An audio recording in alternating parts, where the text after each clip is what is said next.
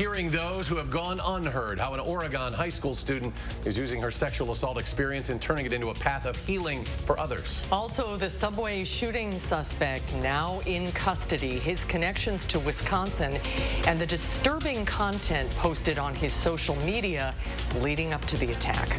And later, you'll have more options when filling up this summer. What you need to know about E15 gasoline and how it could ease some pain at the pump. You're watching News 3 Now at 6. Regardless of what side you're on, I feel like it's important to learn both sides. Stories often going unheard, students themselves harassed or bullied in their schools. This story started with an Oregon high school student going public with her story of sexual assault. Today, it's prompted 16 others to tell the world their stories of assault, harassment, bullying, or discrimination in the same district. Naomi Coles is here with the story. Naomi? I told Bree Opliger's story a few weeks ago, how she was sexually assaulted by another student when she was a freshman at Oregon High, and how she feels both the school and the police department failed her both then and now. 3 years later, when she went public with her story.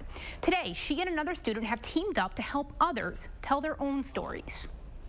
They go into a lot of detail. Months after Bree Opliger first posted her story to YouTube, Oregon High freshman Owen Dubry did the same. When I first came out as a transgender male, I was relentlessly harassed by students and assaulted by students, and nothing was being done with administration. When Bree saw his story, she knew what she had to do next. I realized it's not just me, and that there's so many other people who felt taken advantage of by the school, and I just wanted to give students an outlet to share their stories. Like, we hear you, we see you, you are not alone. She launched a website in early April for Oregon students to share their stories.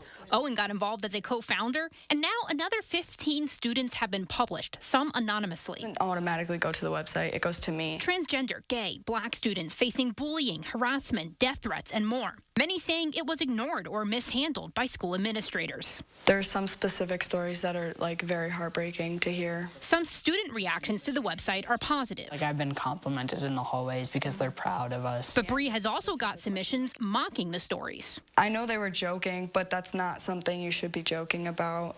And you cannot joke about someone else's trauma. That's just not okay. Their message to the district's administration. Please wake up. We're begging you, we're pleading with you. We're trying to do anything in our power to make you guys, understand, why it's so difficult for me to even get up in the morning and go to school. Student privacy and legal concerns means the school district can't and won't comment directly on specific cases to us or other students. I did offer the district an opportunity to interview. They sent a statement saying they quickly and thoroughly investigate student concerns and, quote, "We know that the pain students carry with them after experiencing any traumatic event can have lasting impacts. Our district has caring and responsive educators and a network of external resources available to help our students." Very powerful story. Naomi, thank you. And Madison police are searching for a man suspected of a sexual assault that occurred early yesterday morning. Madison police were dispatched to Brandy Road on the city's northeast side after a stranger reportedly attacked and sexually assaulted the victim as she was walking into her apartment building. A neighbor called police when she heard the victim screaming for help. Police ultimately brought in a canine to track the man, but had no luck. And I'll speak for all of MPD, this is very concerning, it's troubling, it's awful. I don't want to be one of these TV shows that there will be justice and make some big statement, but we are doing everything we can to find this dude, and hopefully we have some luck sooner and later. Yesterday, 6 detectives were working the case, and the police department still working with the crime lab to evaluate evidence from the scene. They're hoping to get DNA from something to lead them to a suspect. If you or someone you know is a victim of sexual assault, help is available. You can call the National Sexual Assault Hotline on your screen to speak with someone today, and that line is open 24 hours a day. Now let's check your certified most accurate forecast with Chief Meteorologist Gary Canalti. Gary?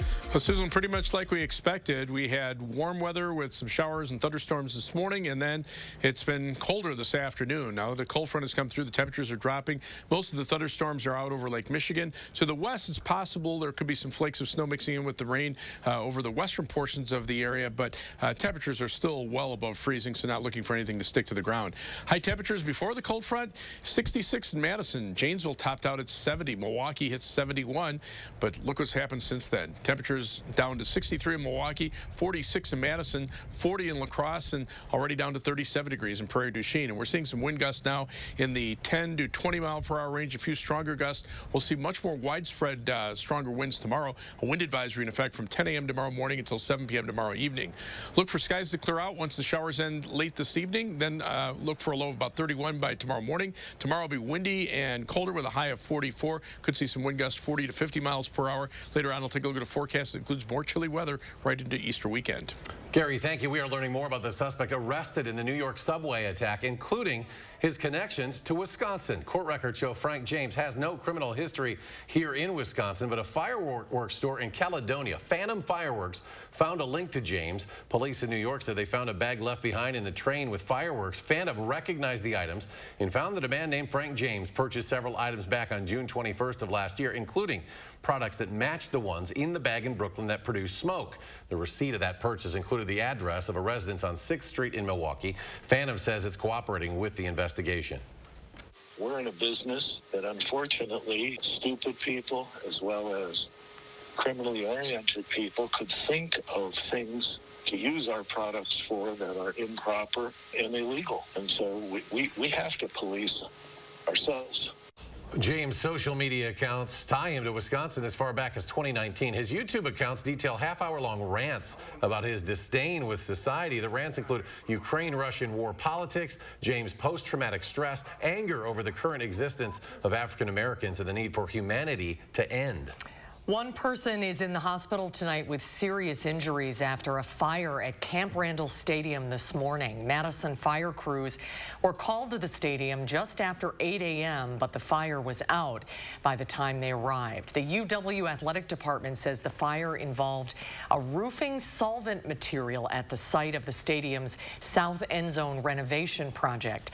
The injured person was a subcontractor. One of the people who police say was involved in a shooting that shut down the eastbound Beltline Tuesday has been arrested. According to police, the suspect, a Fitchburg man, and a second person were seen firing multiple rounds at another vehicle while traveling the Beltline. Police said the incident was believed to be targeted. One of the suspects faces multiple charges, including first-degree recklessly endangering safety. The man was out on $4,000 cash bail for similar charges stemming from an incident in summer of 2020. He's currently being held in the Dane County Jail. The fate of drop boxes in Wisconsin now in the hands of the state Supreme Court, which will decide whether they can be used in the upcoming fall elections. The case will resolve the back and forth earlier this year that caused confusion for clerks and voters alike. The Wisconsin Elections Commission suggested to clerks that drop boxes were okay without going through a more rigorous rulemaking process. I think that they have the force of law not by requiring clerks to do this because WEC didn't require them to do drop boxes, but WEC authorized them to do drop boxes. Anything that has the force of law requires oversight from the legislature. If the court rule policies like the Dropbox guidance is in that category, it could mean the legislature will play a significant role in the upcoming elections this fall. Also before the court, the issue of who can return absentee ballots. Disability rights advocates say that is imperative to keep voting accessible. A historic day today in Milwaukee. This morning, Cavalier Johnson was sworn in as the city's mayor. Johnson is the city's first elected African-American mayor and the first new mayor in Milwaukee in nearly 2 decades. Johnson won in a landslide, grabbing almost 72% of the votes. I'm talking about the addition of new family-supporting jobs, new investments in city neighborhoods, improvements in public infrastructure, and transformation in spirit. A sense of optimism that we can solve problems. We can build on Milwaukee's quality of life, and we can give our children and our grandchildren a future we can all be proud of. Johnson was already the city's acting mayor at the time because his predecessor, former Mayor Tom Barrett, stepped down to become the U.S. ambassador to Luxembourg. Johnson will serve a shortened 2-year term, which is the rest of Barrett's term. Still ahead tonight at 6, Alice in Dairyland volunteering at a local food bank. Plus, Madison City Engineering holds an event for local Girl Scouts, what they demonstrated and how it's impacting the environment. That's next.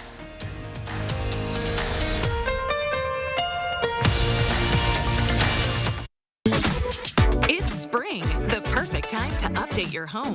And right now, during Steinhoffel's Room Design event, you can save up to 50% on all the latest styles and trends. And with Steinhoffel's decorating solutions, our designers will help make refreshing your home a breeze. Steinhoffel's has the largest selection of in-stock furniture and mattresses, all under one roof. It's the Room Design event. Relax, it's Steinhoffel's. There are so many things we take for granted, and along with them, sometimes we take the people who depend on them for granted too.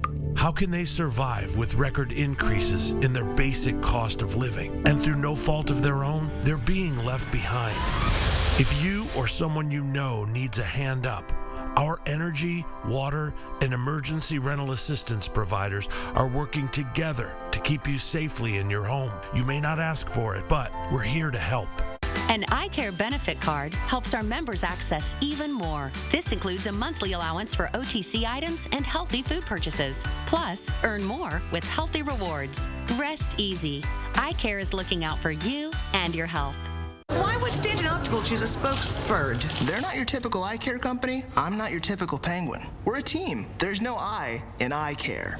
Wait. Get 2 pairs of glasses plus a free eye exam, anti-glare lenses, and same-day service for only $79. It's BOGO Thursdays at Hy-Vee. This Thursday, buy 1 standard sushi roll, get 1 free. And buy 2, get 2 free on 2 liters of Pepsi products. Thursday only. Scan the QR code or check out HyVeeDeals.com for more deals. This Thursday, 1 day only. Earn a 40-cent Hy-Vee fuel saver when you spend $60.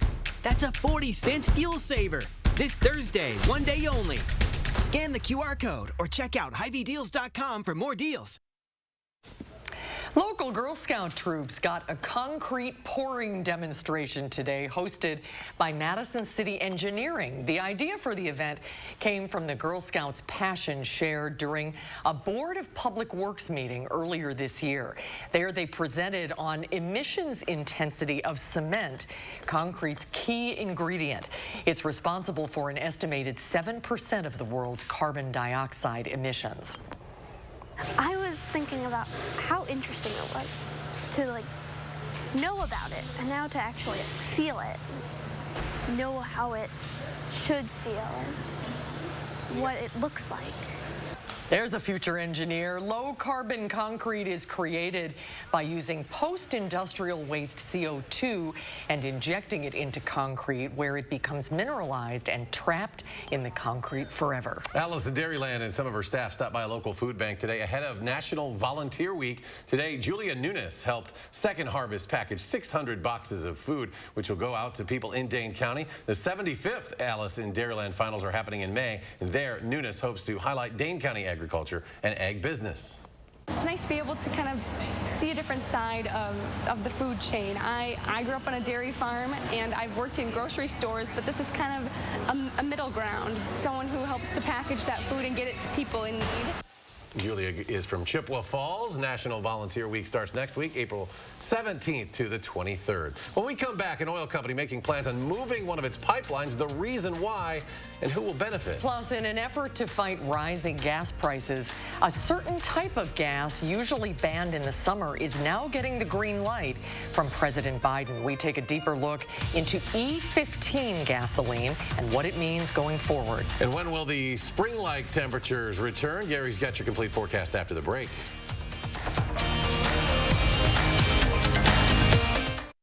Dylan, how's the cash situation with all the price increases? Honestly, not that great. Well, Slumberland can help. It's our biggest finance sales event of the year. Get this sectional for just $20 a month when you spend $1,200 and pay no interest for 5 years. This is Dave. He thought he'd save money by getting internet from one company and TV from multiple providers. You see, Dave and his wife watch live TV, Ella her favorite kid shows, and Henry loves sports. It was costing Dave a lot. So Dave switched to Spectrum. Switch to Spectrum Internet and TV from $49.99 per month each. Call 833-841-4999. Spectrum Internet with speeds at 200 megabits includes a free modem and free online security software. And Spectrum TV with over 125 channels includes live, local news, and regional sports, and up to 85,000 on-demand titles. Plus, with the free Spectrum TV app, everyone can stream on their devices anywhere.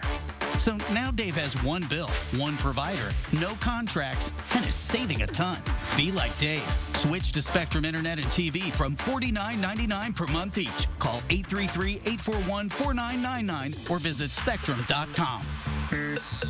Create your ideal outdoor living space with help from Menards. Start off with new indoor-outdoor carpet. It's a perfect option for your decks, porches, and sunrooms. EcoFi carpet is 39 cents a square foot after 11% rebate. Keep your furry friends happy, healthy, and safe with innovative products from PetSafe. From pet fences to training collars and more. Save 11% on all PetSafe products. Get 11% off everything right now at Menards. Save big money at Menards.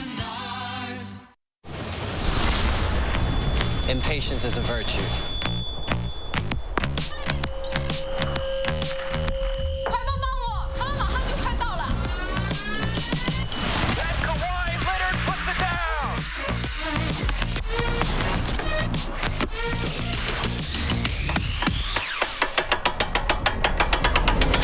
When you know what you want,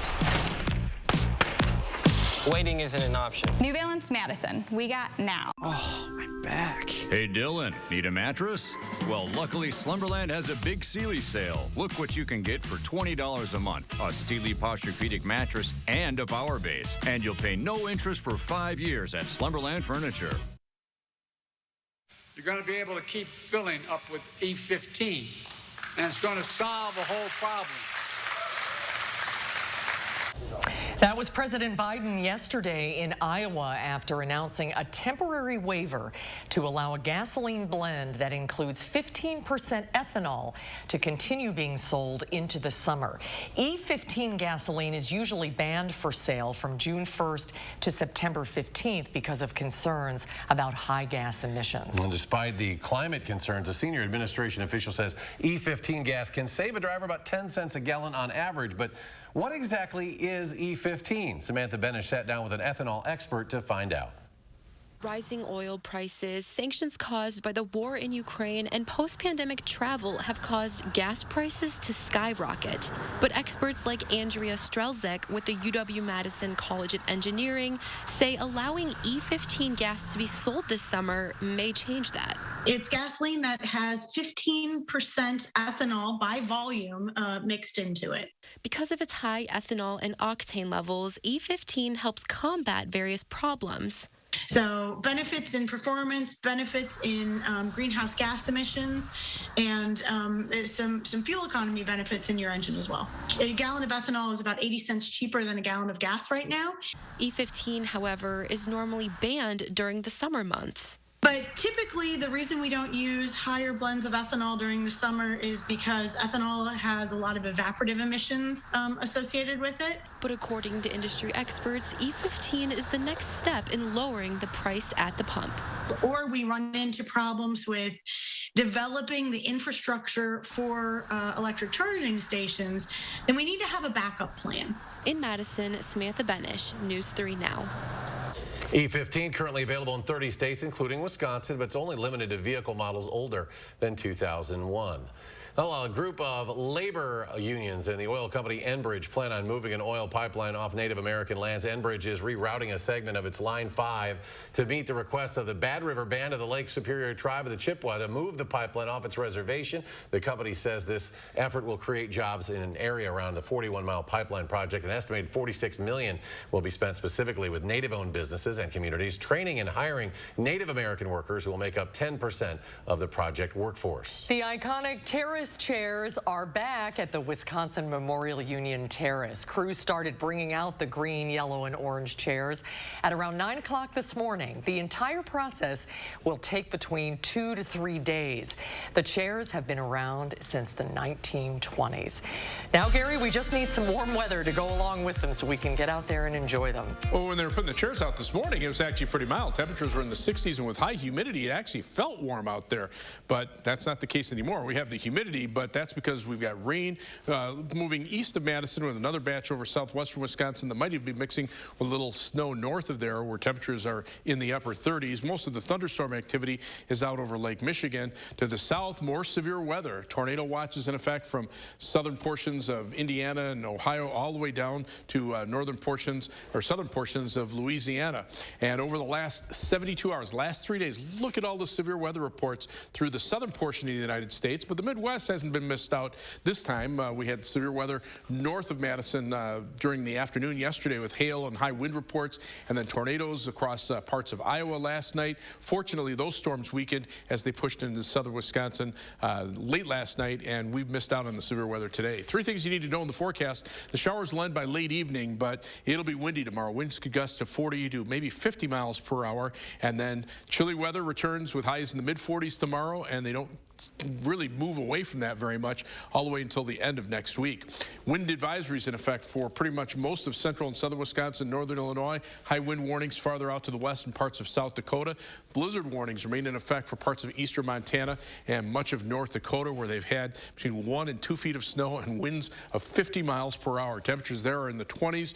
We've dropped about a good 20 degrees so far, from highs in the mid-60s this afternoon to the mid-40s. Now the 60s and 70s off to the east of us. And as we look at weather track, this jet stream just roaring in from the southwest, that just brought all that moisture northward. We were dry for much of the day yesterday. The air was very dry, and then boom, we just added the moisture last night, and then the showers and thunderstorms developed across our part of the Midwest. But the strong jet stream winds have actually pushed a cold front in from the southwest, and it now is pushing to the northeast. So we've got the colder air wrapping around the back part of the storm, and then as that storm continues to move to our north, the winds will pick up during the day tomorrow. You can see temperatures mainly in the 40s now across the state, some upper 30s to the west. Compared to 24 hours ago, look at the difference in temperature. We're down 16 degrees, but to the south and west, temperatures have dropped by about 25 to 30 degrees. Look for a high temperature, or first a wind advisory again from 10 a.m. to 7 p.m. tomorrow. Look for a high tomorrow of 44 degrees, so about a 20-degree drop compared to today. Those winds gusting 20 to 30 miles per hour, maybe some gusts 40 to 50 miles per hour. Future track, the showers should move out of here by late evening. Skies start to clear around midnight, and then we're looking for clear skies overnight with low temperatures dropping to around freezing. Tomorrow, partly sunny, windy, high temperatures mid-40s, but again, those winds could gust 40 to 45 or maybe 50 miles an hour. Temperatures are going to stay below normal, only in the low to mid-40s through the Easter weekend. A little warmer toward the end of next week. We'll have to wait till the end of the week to see temperatures back in the 50s. All right, Gary, so tailgating might be a little chilly tomorrow, but I know they'll all be out there. Tomorrow, 4:14, first pitch in the 414 area code on 4:14, the home opener. Brewers and Cardinals join Leah Linscheid, Josh Spreiter. They'll be live from American Family Field on News 3 Now this morning. They'll have a preview, and Zach will be on live at 4. He'll have the post-game coverage. If you're going to the game, we want you to head over to channel3000.com in the sports section. There we've got everything you need to know if you're heading over. Zach, I know you're getting ready for that one. Gonna bundle up for that one, right? Coming up in sports, the Bucks, they're gearing up for game 1 of the first round of the playoffs, while they're focused on the present and not the past. That's next on News 3 Now. News 3 Now First Warn Weather is brought to you by Lazy Boy Home Furnishings and Decor.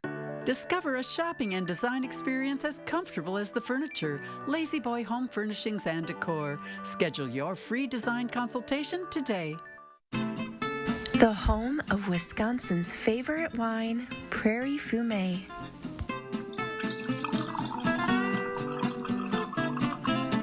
And the Wallersheim Old Fashioned. Scarlet Fumé is back.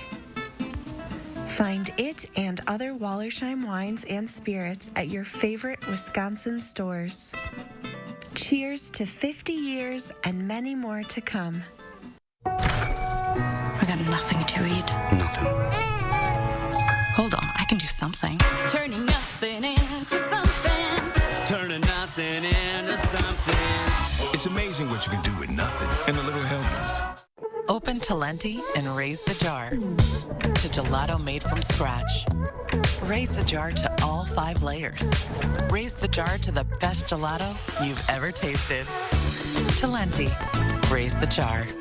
Finding the right ingredients for a healthy lifestyle can be tricky. That's why SSM Health and News 3 Now are here to help. Our Time for Kids recipe for health experts use online conversations and on-air reports to answer your health questions. So tell us, what topics would your family like to hear about? What questions do you have? Use the handy feedback form on our Time for Kids page to share what matters most to your family's health. And together, let's take time for kids. How do you use your energy? Fueling your drive to deliver hope for neighbors in need? At Alliant Energy, we're creating more clean, renewable energy every single day to power what matters to you. Alliant Energy, powering beyond. He's turned on working families again. Ron Johnson said no to bringing new jobs to Wisconsin. Now he's supporting the Republican plan that phases out Social Security and Medicare and increases taxes on middle-class families. Time for Democrat Alex Lasry. Lasry says let's get more money into working people's pockets and cut their taxes. No wonder so many unions say Alex Lasry is the strongest Democrat to beat Ron Johnson. I'm Alex Lasry, and I approve this message. Tomorrow is opening day, and we've got the 411 from the 414. Josh and I will be live at Amfam Field, the preview of the Brewers season, game day promotions, and more. And hold on to your hats and breaking down the wind gusts tomorrow morning from 4:30 to 7.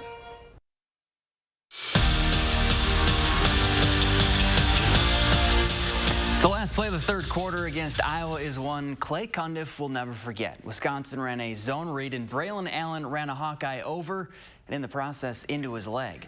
Cundiff dislocated his ankle, broke his fibula, and tore a ligament in his foot. The Badger tight end has been taking mental reps this spring and recently ran full speed for the first time since the injury. It's been a long 5 months of rehab for Cundiff, but he plans on being 100% for summer workouts. At the beginning, when I couldn't really walk, that was probably the toughest part mentally. A lot of times I was just alone and stuck in one place, couldn't really get around, but it's much better now. And it definitely, it felt a little weird, but I mean, it felt really good at the same time. I mean, just to know that I can do that again, and everything that I've been doing the past 5 months has been paying off. The Bucks' journey to win back-to-back world championships officially starts on Sunday when they host the Bulls, a team they've owned in recent history. Milwaukee swept Chicago this season and has won 16 of their last 17 games against them. Now, as far as repeating history when it comes to raising another trophy, the Bucks don't want to talk about that. That was last year. This season is different. The only real similarity is their seeding. We got the same seed as last year. We was third seed last year, third seed this year. Nobody really cares about what happened in the past. It's all about trying to build good habits. Last year is last year. Last year was able to go through ups and downs through the playoffs, but and end up in the championship. But that doesn't mean nothing, you know. If we're gonna win this year, I don't know. And Steve Stricker and Jerry Kelly will both play in this summer's Amfam Championship. Kelly won it all last year and is the tournament's only two-time champ, while Stricker will again serve as the tourney's player host. The Edgerton native is expected to make his Champions Tour debut later this spring. The Amfam Champ will be held June 10th through the 12th. Kind of felt like the first day of the Amfam, just rainy out there today. Yeah, but you know, now the temperatures are dropping and the winds will be picking up for tomorrow. So go with the slice, right? Jerry, thanks. Thanks for joining us for News You Now at 6. Have a great night, everybody. Hope to see you back here tonight at 10.